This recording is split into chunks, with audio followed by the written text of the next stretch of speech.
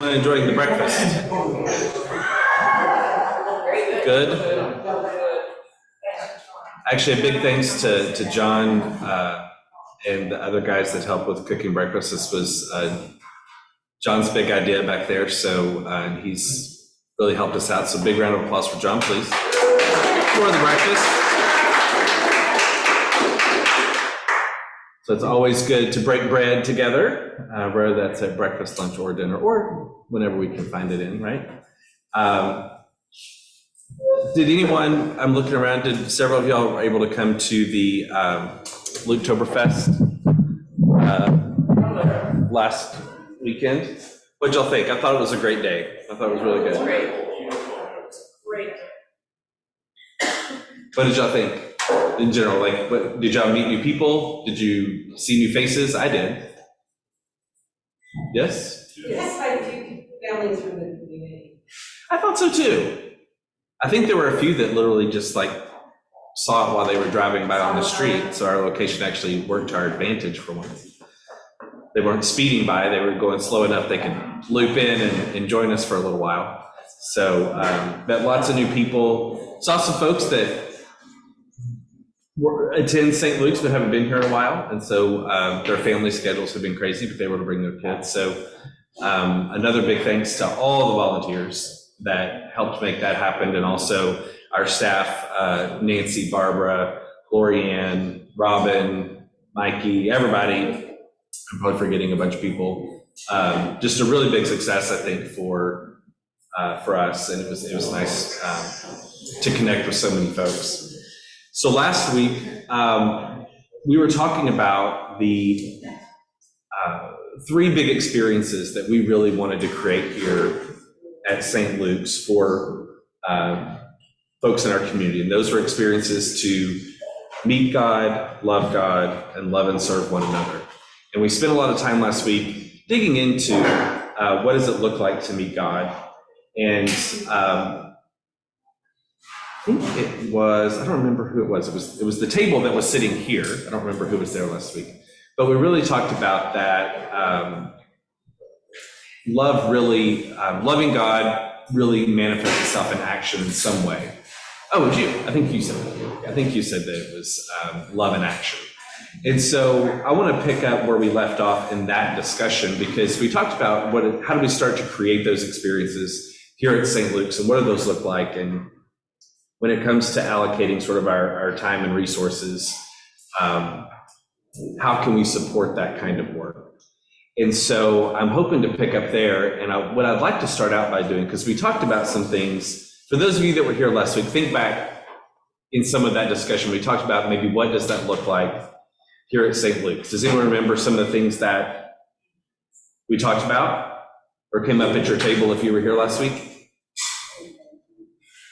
I don't know if I'm remembering this or not, but a lot of times from newer people, I hear about how welcoming.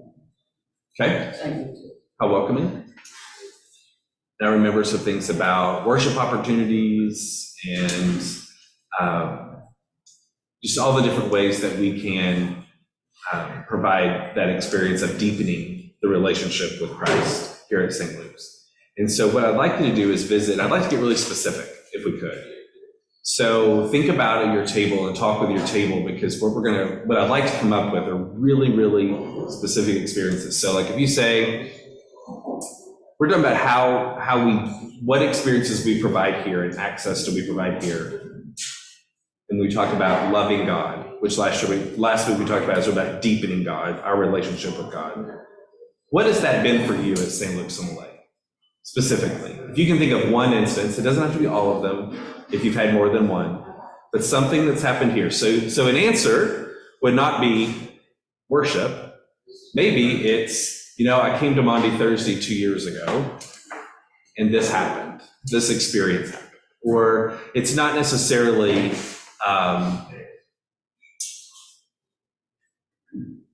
opportunities to meet other people here at St. Luke's. It'd be really specific, like, Luketoberfest was really great. I was able to connect with this person. So this is about you, your own experience. And so we're trying not to be generic. So I'd like you to take a minute and share a specific instance where something here at St. Luke's allowed you, what experience allowed you to deepen your own relationship with God. So it could be almost anything. It could be a conversation with a person. It could be Mike and I were just talking about the men's retreat. It could be committee work. It could be VBS. It could be all those things. But I want you to go one step further and be really specific about how you personally engaged in that experience and what that experience was. Does that make sense? Yes? Okay. Let's take a few minutes and we're going to make sort of a list. So I would like everybody to come with their actual experience, if you could. Let's go.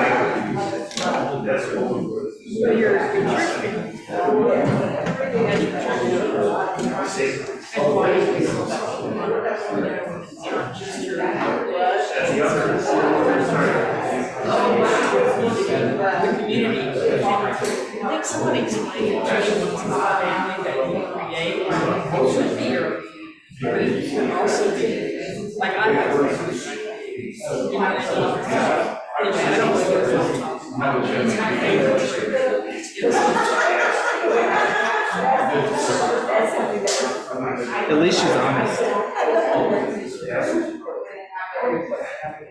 I think that's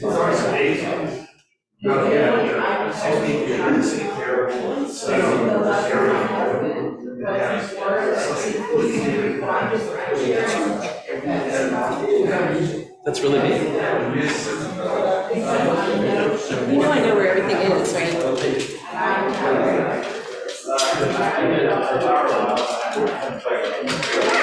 And then I'm gonna switch this out. I've got a Sharpie.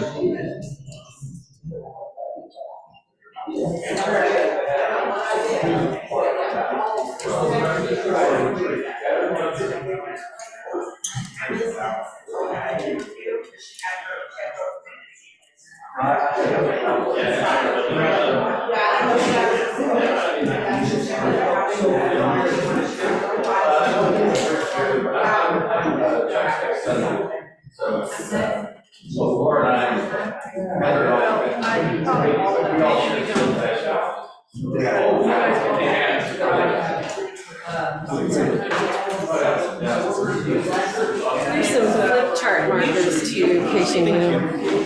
They're a little thicker. Way in the back, you know what I mean? So anyway, You want me to do it? Oh, it's fine.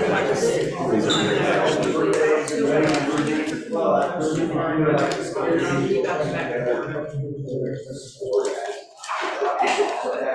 that's what I'm getting at. I was just sitting there, minding my own business, minding my and this cash loss, which is so it's just it's been competitive. And I know they bring it to you, but I never consider myself. I know that you're gonna call things. But I'm gonna I don't think Tell them there's just pancakes left, but there's quite a few people want pancakes.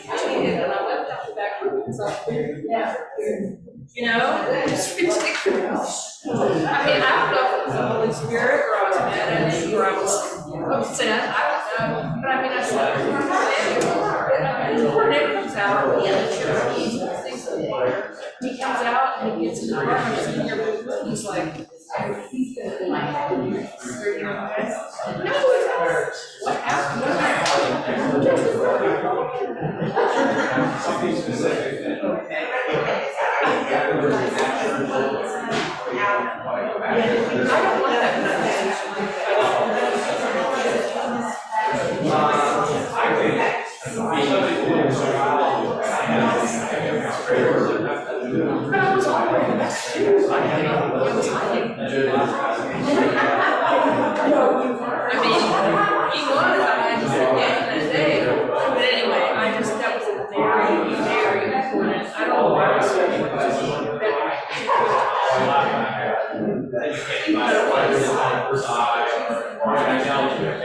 So, I mean, I can still start talking.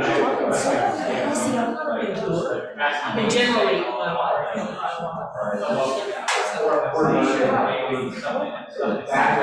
just stay on your person. Just touch me. So every time I think happy.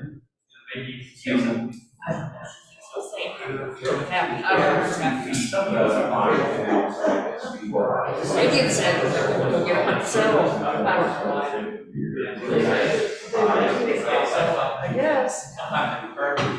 I'll keep you for the English translators.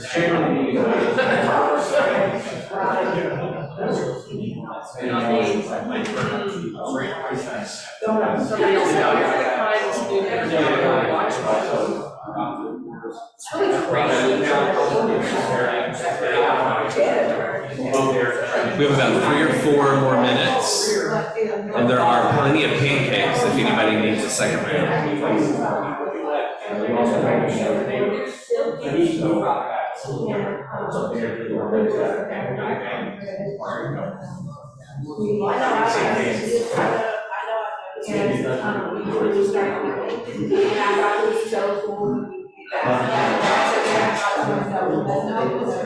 Right here, and then you just get them down.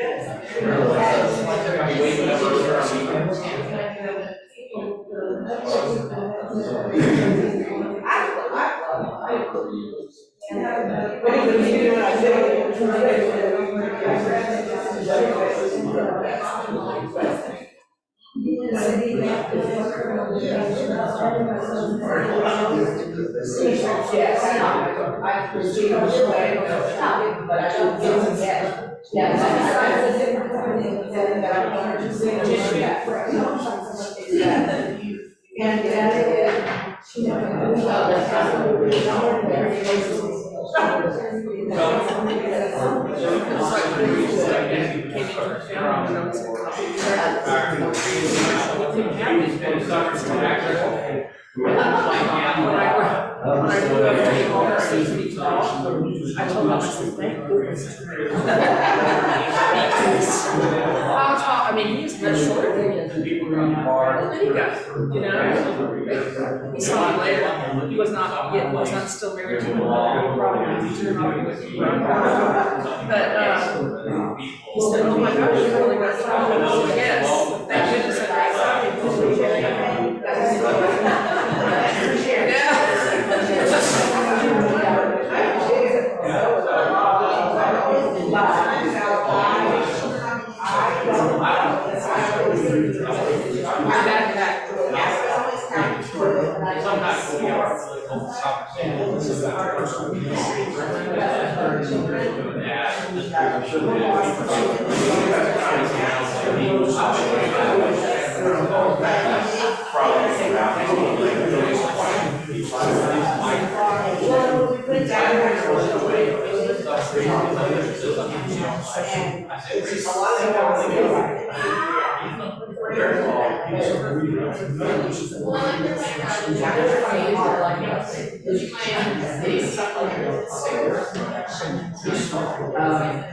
I wish I would have known by then, because I used to give my kids meals for everybody. I mean, it's all, people would say, how do you, why are you doing that? I'm like, okay, here's the thing. Take her to school hungry on Monday, who's it hurting? Right here. Because they don't get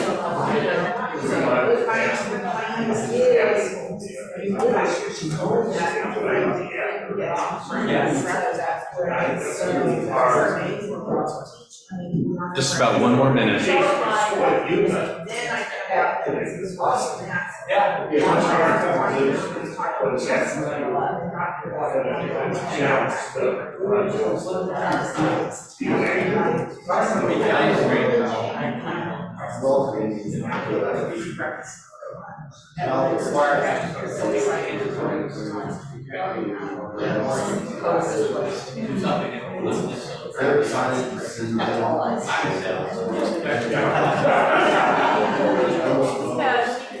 the more people who went home I mean, they didn't have their sorry.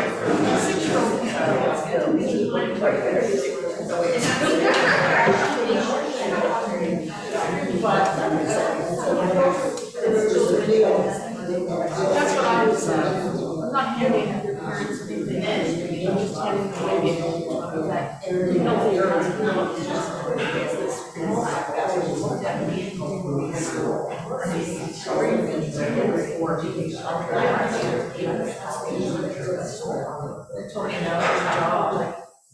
see so much because I started paying for the lunches,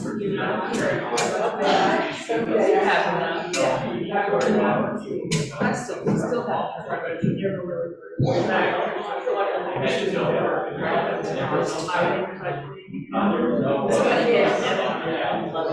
First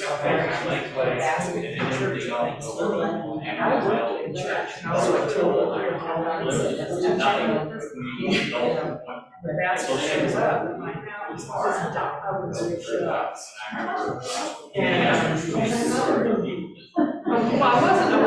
So we're going to come back as a group. So as you were having those conversations at your table, what I'd like to do is we're just going to start. I'm going to move away from the microphone. So I can actually write a little. I'd like people to share what some of those experiences were for you, because we're talking about those experiences here at St. Luke's. So I'm not gonna, since it's personal, I'm not gonna say, hey, why don't you share? So I'm just gonna let you all do that organically. Does somebody have an experience they could share? We had a lot of good sharing. I want you to share yours. I want everybody to share their own if they're gonna share. Since these were personal, I just want to say, so, that's fine, but you can still go through there, but if you'd like to share yours, that'd be great. I can't remember what I said. Oh, yeah. It was so recent, but the kind of feeling that you have, that we had when we went up for our anniversary was, I mean, I just kept looking at Mike and just loving him and more, and it, it celebrates love, it creates love, and the bazillion people said happy anniversary before we left. And it's a wonderful prayer too. I love the anniversary prayer. It's really good. To us. And happy anniversary. All right, I'll share one thing. without getting maudlin, sometimes I don't go to communion because I don't feel good enough to walk in there, but I never tell anybody. I mean, I pretend I'm just a bro. So. Well, now you said it, so now I'll be watching No, you're every not. Sunday to see if you get up. Anyway, that's part of the reason for this. Sure. So, and it was a lot more when I was teaching school, but anyway, so I was just sitting here one day and I decided, no, not going today. Plus you're not supposed to go if you're not involved in charity with all your neighbors, so that's a big issue. So, I was just, and I didn't even notice really. So at the end of communion, here comes Justin with my communion. And I'm like, I know this, and he gave me communion, and it was the most wonderful thing. And I started crying. I went out to my car. I don't cry. I went out to my car and I was crying. And Ed gets in the car and he says, "What's wrong?" I said, "Yes, they gave me communion." He's like, "Okay, where do you want to go for lunch?" I mean, he didn't know what to say. So anyway, it was a very spiritual thing. And I think it just came, I think Jan said it best. I mean, it just came from somebody meeting a need I didn't even know I had. And that's what Jesus does. Very nice. That's a great story. Who else? Well, mine's recurring. Okay. And it's on the occasions when we get to bring our grandson to church with us, the reception that they get when they go down there to meet the child care staff, I mean, they're almost jumping up and down, "Hey, we're glad to see your boys," and the boys are jumping up and down like, "Oh, wow, these are fun people here," and, they're just excited to be with each other. It's like, it's really cool to be able to bring the grandkids into an experience like that. Very nice. That's good to hear. And we always enjoy seeing them. Yes. Wednesday, I had surgery and took ashes, and Scott Grant brought me ashes, and that really meant a great deal.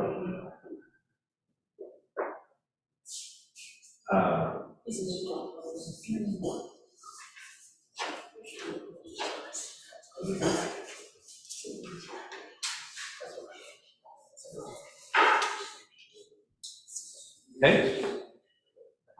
This table or this table, anybody? Anybody over there? Maria? I would say the class that we took, all four of us in Michael, and several others, when we joined the church, it created kind of an instant community, because there were like 8 of us, I think, all new. And so that was just a really good way, like, after the class was over, we all got to be welcome. We already had people involved. And then the second thing that happened with that just testament to Barbara hospitality is that I remember the first one I said to her, "It's okay if Craig brings his lunch because he's a vegetarian." And she made a vegetarian meal for him. Every single week that we had that class, she had 2 options. And it was just such a warmth and love that. So is this the class that y'all just went through when y'all were Joining the church. confirmed and Confirmed, received yeah. or whatever? Yeah, that's full of great. I mentioned that, and then also the class like on the creed and everything as well. It was like coming into a new, big tradition. It was like that. The background stuff, like feeding the mind, helped feed the soul too. Yeah. And then also physically, like feeding. They all go together. Which one was that, Michael? What'd you say? I said in our group also the pre-reception confirmation classes, and then also like the class in the creed, and so the feeding, we feed ourselves physically, but also mentally, Sure. is the soul too. Very good. Who else? Right? This is generic, but it's not, because I'm referring to specific experiences, but it's what I'll refer to as the sort of tap on the shoulder experience. There have been at least 5 different times that I can think of specifically since I've been here that somebody came to me and kind of tapped me on the shoulder and said, "What would you think about doing this?" And the idea for getting involved in this way, and Mike's not in here, so I would say, yeah. Mike Fields might say that it's he knows how to recognize a sucker when he sees one. That's how I became the president of Basel for a year. Basically having somebody had given enough thought or knew enough about me that they asked me to be involved in something because of something about me that they thought would be good for that. I think that's a big one. I do have one that also, wasn't the one I shared here, but I have an acolyte that's more recently trained, and he did it once, and it was enough to last me a lifetime. He's done it more than once since, but he tells me, thank you for letting me serve. Thank you for trusting me with this cross to carry it and to participate in this.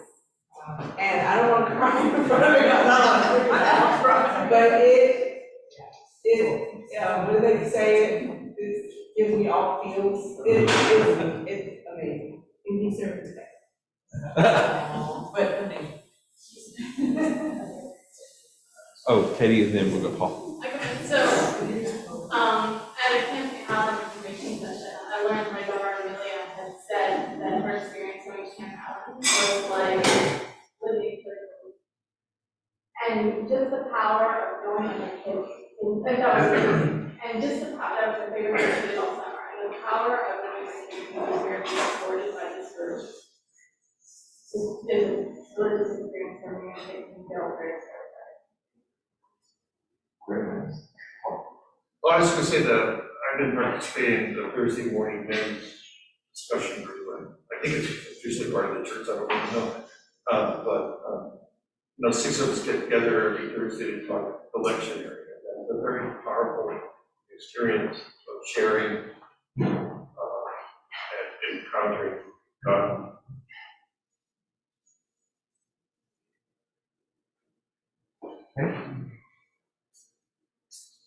Anybody else would they like to share? I'd like to share one I didn't say, but it was said at this table. Why did I stop coming? True. So these are all things that happen here, right? So this is in the worship service. Ash Wednesday experience was, who said it was the Ash Wednesday at home? Was you? Yes. So liturgical in nature, even Kim's sort of liturgical in nature. It's through the service that happens. So a lot of these things happen here. Some of them happen tangentially, whether it's a Bible study or Camp Allen. We have service, and we also have sort of the hospitality piece. But if I were to ask you to think back on your own journey, your own spiritual journey, if you think about sort of this moment that was sort of a spiritual high, if you will, a mountaintop experience, something that was really meaningful to you. Can you think of, I'm gonna just pause there for 10 seconds, 15 seconds. If I ask you to think of that moment, can you bring that moment to your mind? Forget about anything else, no other parameters, just sort of that really spiritual moment where you had this experience that was very personal and deep to you. So give you a minute, just think of it in your head. Now I want you to think about, did that happen here? Or is that experience you're thinking about happen somewhere else? And it's not good or bad or wrong or right. Yes, ma'am. Sorry to interrupt, Go ahead. but our children have some words of wisdom that they would like to share. Absolutely. So, one, ladies and gentlemen, make sure you get each table at least get one.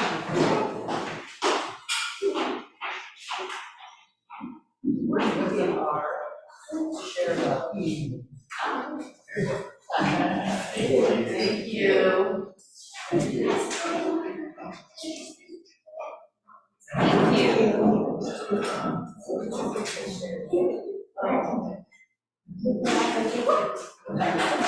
Thank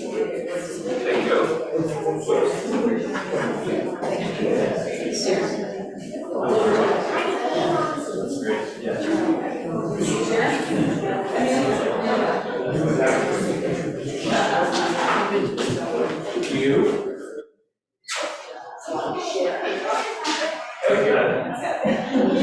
Thank you.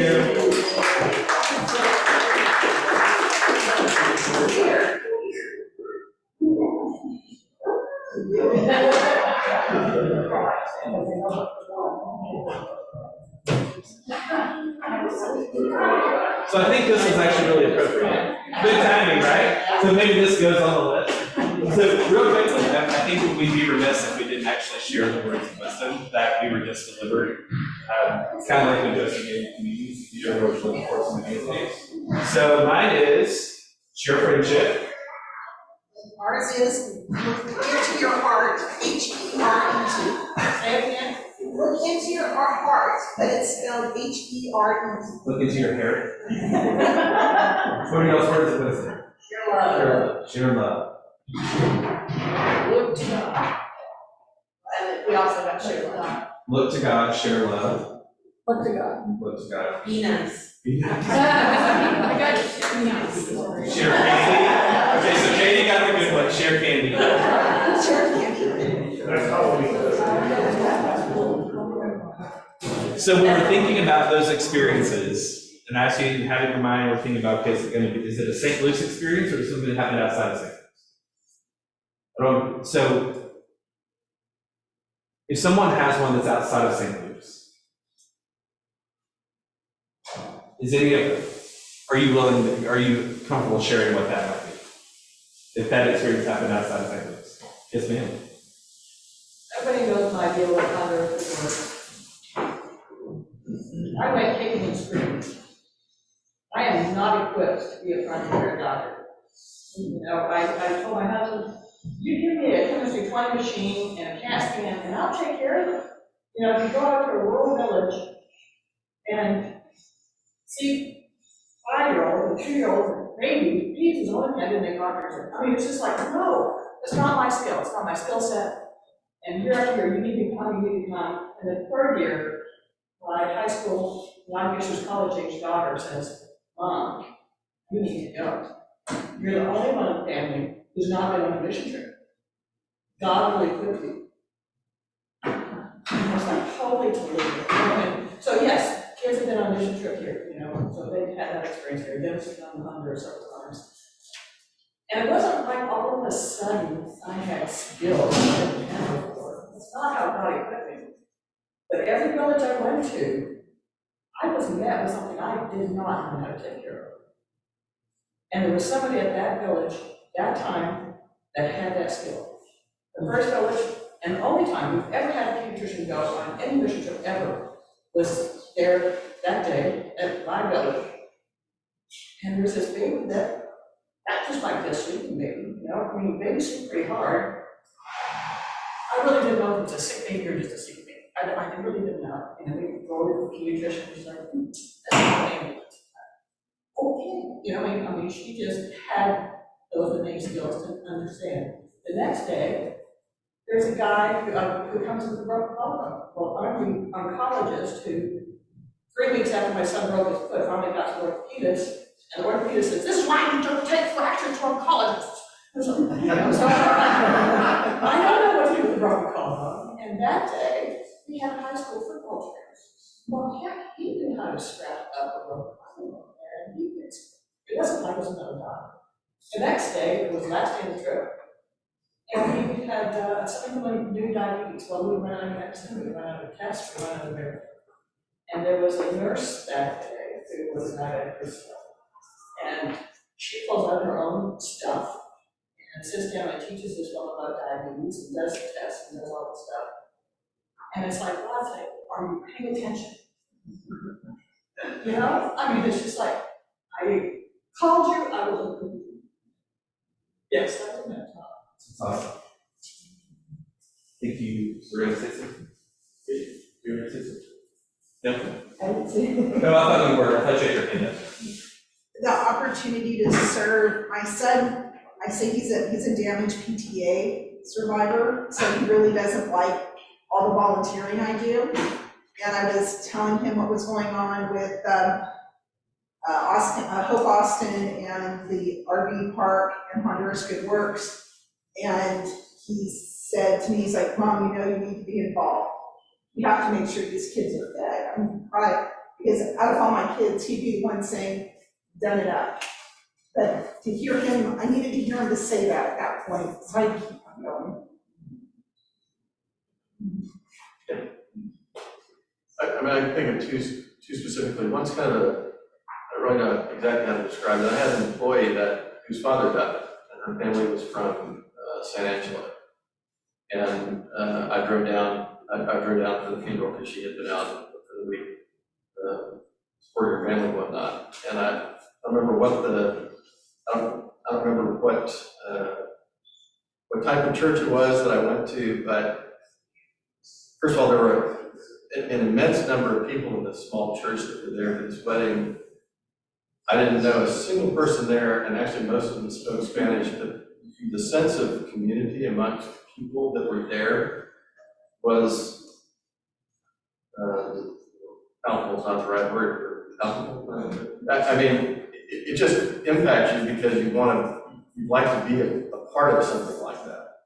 And I remember, as I went through the service, feeling very connected to God, but largely from the people that were around me.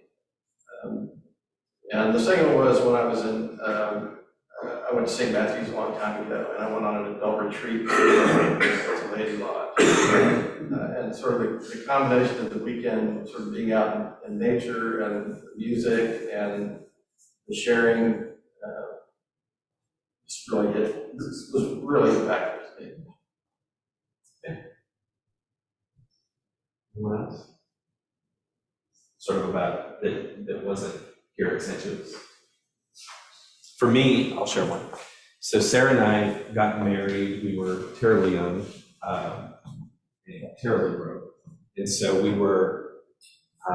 She had 1 year of college left, and she had to do her year of student teaching. We were 21 years old. Here's the good news. So these are the good old days in Austin. 21 years old. She was in school, not working because she was student teaching full time. I was working, my gross income was $1,600 a month, and we lived in a 2-bedroom, 2-bath apartment, and we had a car. Those were the good old days in Austin, Texas, right? So we were really, really broke all the time. And then we got a dog. We ate our apartment, ate all the window seals off. How do we get out of this apartment? They're gonna make us pay for all this stuff, and several things that happened. I had stopped going to college so I could work full time, have insurance, all those kinds of things, so she could finish school. And we got to a place. We got married in August, and then this was probably, it was probably November. So about this time of year. And we had just kind of gotten to the end of the month. I got paid once a month. And so by the time I was getting from one paycheck to the next paycheck, it was just difficult, right? So we're really stretching and stretching and stretching. And we kind of got to a place that there was no more to stretch. And we were about to have to go to one of our parents and say, so we need groceries because we're actually out of all options. We've done all the things that we can do. We've shifted and done all the things. And we went to the mailbox. There was a check in the mailbox from Malcolm Riker for $200. Literally. So I don't know Malcolm once. Sarah knew the Rikers because he planted the church that Sarah's family was a charter member of, and we had gone there and all that kind of stuff. There's all the things like this. And they, obviously, him and his wife were invited to our wedding, and his health was such they couldn't attend and all those kinds of things. And he sent us this check for $200 way after we'd been married. He goes, best wishes. He gave us a blessing for our marriage in writing with this check for $200. So that's one of mine. And what I notice is Honduras Good Works, provision, my story, provision, even confirmation, Ash Wednesday, communion, provision. You know, it's a key part of what I'm hearing in the room is that a lot of these experiences are based in either provision for ourselves or provision for others. It's that kind of service experience.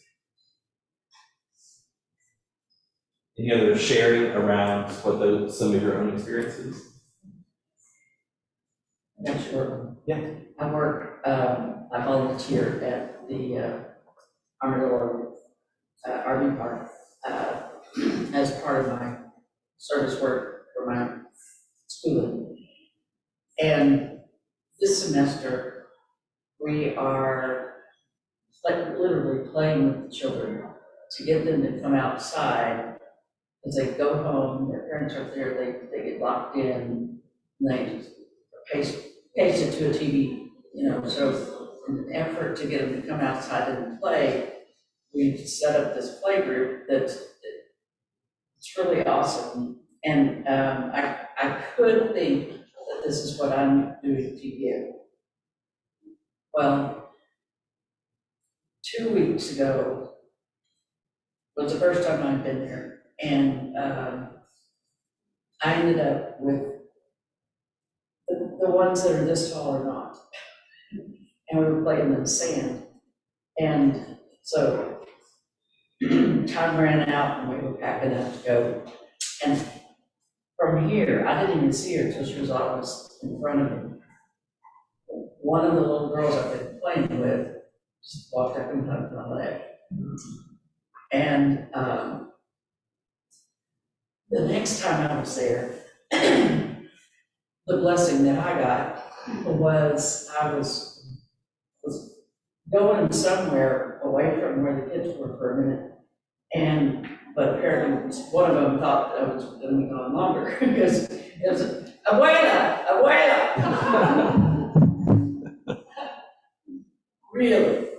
Really. So I was talking with Chris Rhodes after everybody was gone, and I was just saying how blessed I was by that.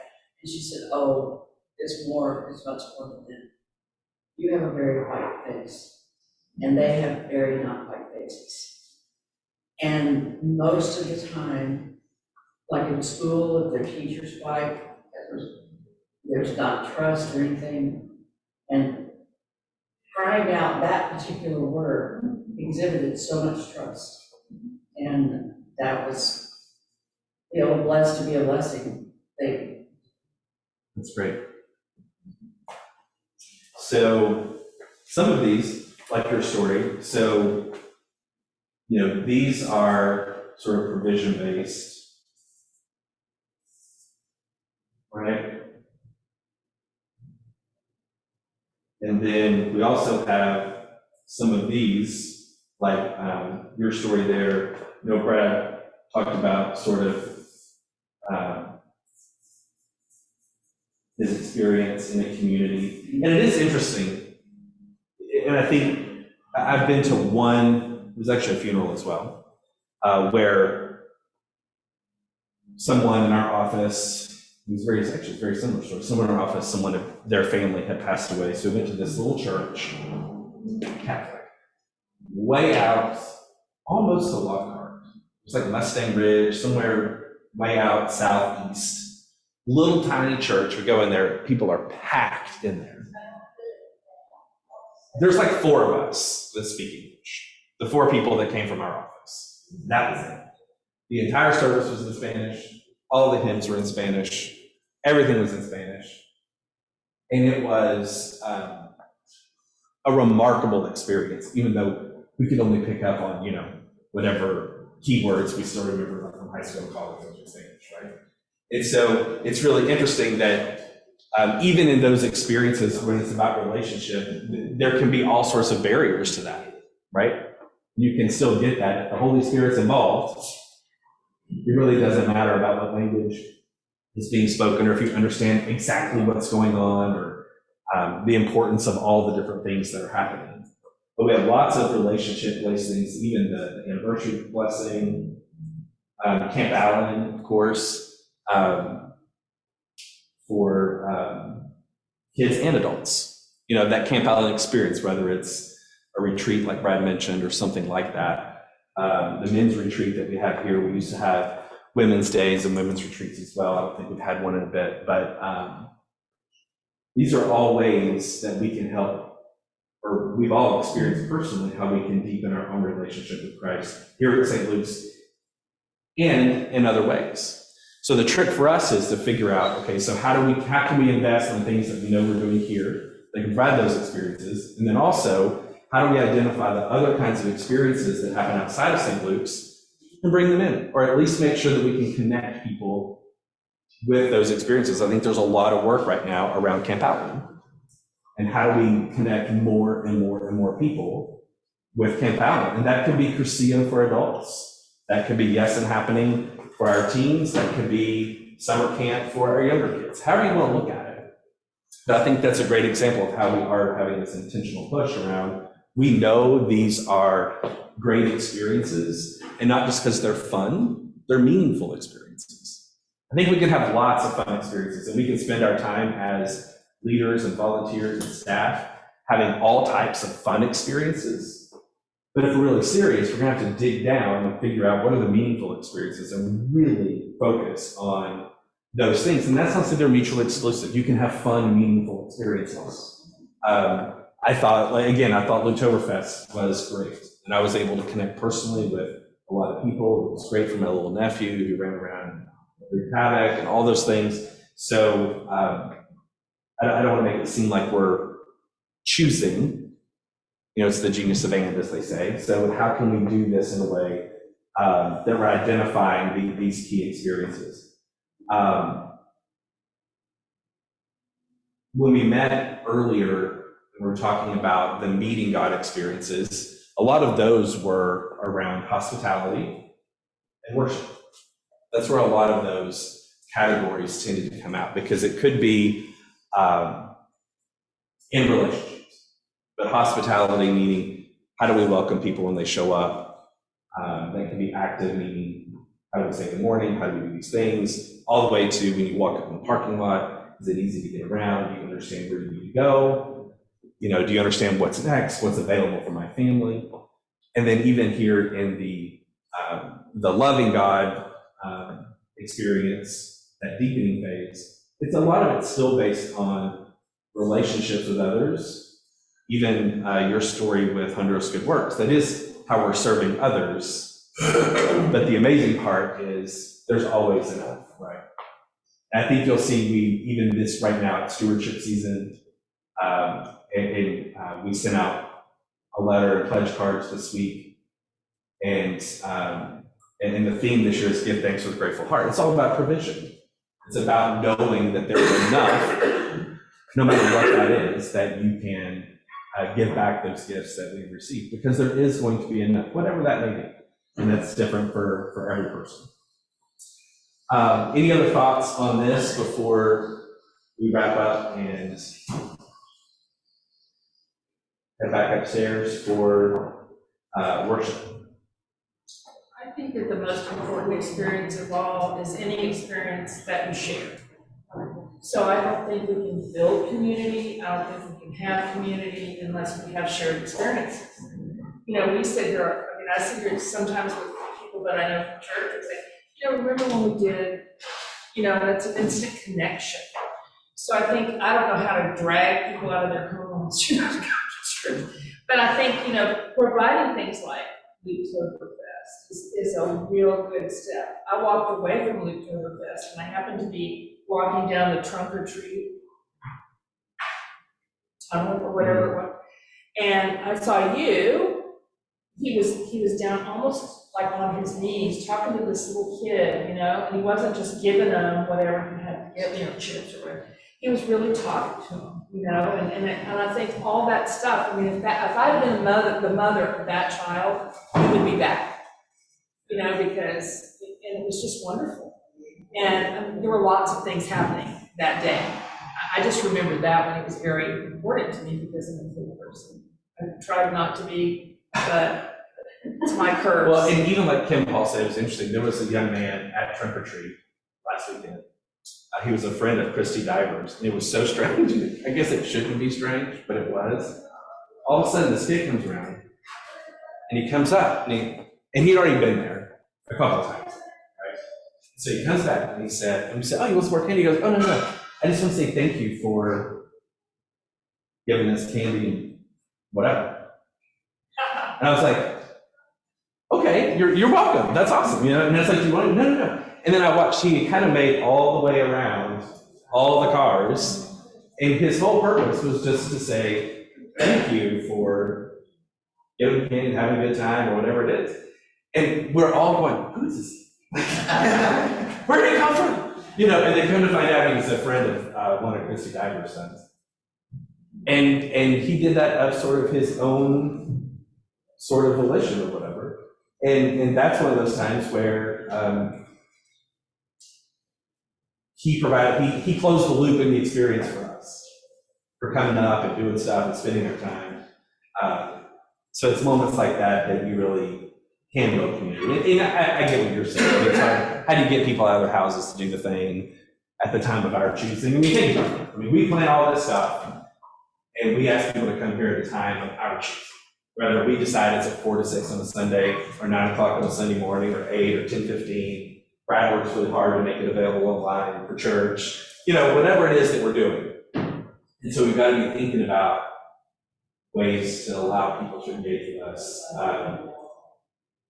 Also, their choosing, and how many experiences can we provide in a way that are flexible. And sometimes we have to go to, we might actually have to leave the grounds. Oh, no. I know, we might have to go out into the community, engage folks directly, imagine.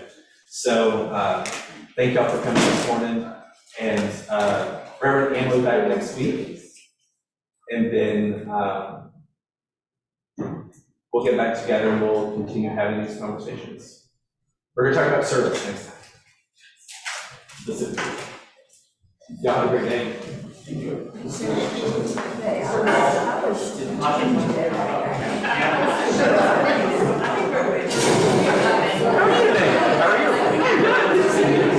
Sorry, I was running a little late.